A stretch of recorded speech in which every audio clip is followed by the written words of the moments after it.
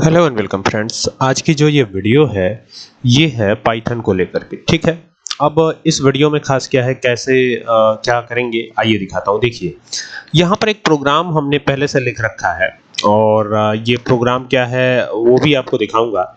यहाँ पर देख रखा गया है, ठीक है। अब ये देख सकते हैं ये यहाँ पर n नाम से एक वेरिएबल बनाया हमने, फिर इंटीजर टाइप का डेटा टाइप लिया है, इनपुट फंक्शन लिया, फिर यहाँ पे inter a non negative integer, यानी इंटीजर तो प्लस में भी हो सकता है माइनस में भी हो सकता है, इसीलिए हमने यहाँ लिखा हुआ है inter a non negative integer, ठीक है। ओरिजिनल नाम से एक और वेरिएबल बनाया है, ओरिजिनल किसके बराबर है, n के बराबर है, मतलब जो भी वैल्यू इंटीजर वाली पॉजिटिव यूजर एंटर करेगा ओरिजिनल में वही वैल्यू जाके स्टोर हो जाएगी।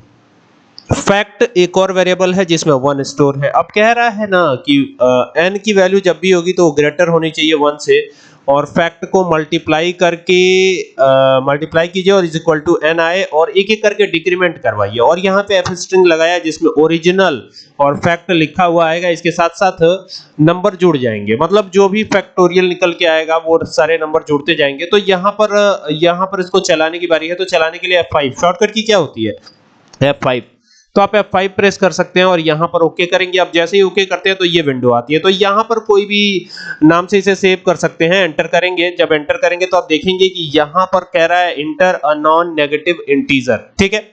तो नॉन नेगेटिव होना चाहिए, तो अगर मैं यहाँ पे 7 एंटर कर देता हूं तो आप देखेंगे कि 7 का जो फैक्टोरियल है वो निकल के आ रहा है। 7 का फैक्टोरियल यही होगा, है ना।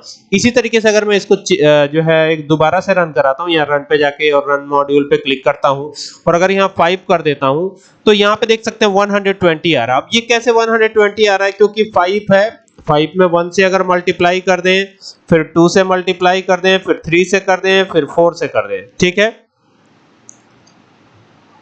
तो कितना आएगा, 120 आएगा, जाहिर सी बात है ना। तो 120 ही आ रहा है, आप देख सकते हैं यहाँ पे इसका रिजल्ट तो 120 ही आ रहा है, ठीक है। अब जैसे यहाँ पे मैंने 5 किया तो यहाँ पे देखिए 120 आ रहा है कि नहीं आ रहा है, आ रहा है ना। तो ये चीज ध्यान रखिएगा, है ना। इसी को फैक्टोरियल कहते हैं और इससे किसी का भी फैक्टोरियल आप बड़े ही आसानी के साथ निकाल सकते हैं। एक बार फिर चलाते हैं, यहाँ पर 3 का फैक्टोरियल क्या होगा, तो 3 × 1 × 2 यही होगा, तो 3 एकम 3, 3 दूना 6, 6 होना चाहिए। तो 3 का फैक्टोरियल निकालते हैं, तो यहाँ पे देखिए 6 आ रहा है, बिल्कुल सही है, कोई दिक्कत नहीं है। इसी तरीके से 6 का फैक्टोरियल क्या होगा, तो 6 एकम 6, 6 दूना 12 और 12 36 ऐसे। चलिए एक बार चला के देखते हैं, यहाँ से 5 करते हैं और 6 का फैक्टोरियल निकालने की कोशिश करते हैं, तो बिल्कुल सही आया है। कैसे आता है ये देखिए, 6 को पहले 1 से मल्टीप्लाई किया जाएगा, फिर 2 से मल्टीप्लाई किया जाएगा, फिर 3 से मल्टीप्लाई किया जाएगा, फिर 4 से मल्टीप्लाई किया जाएगा और 5 से। केवल 6 को छोड़ करके बाकी सबसे मल्टीप्लाई कर देंगे और यहाँ कितना आया है, 720 आया है, 720 बिल्कुल यही आ भी रहा है। तो देख सकते हैं कितना जबरदस्त प्रोग्राम है और उम्मीद करता हूँ कि बात आपको समझ में आई होगी। और अब आपको वीडियोस मिलेंगी वर्टिकल के बजाय हॉरिजॉन्टल वीडियोस भी मिलेंगी।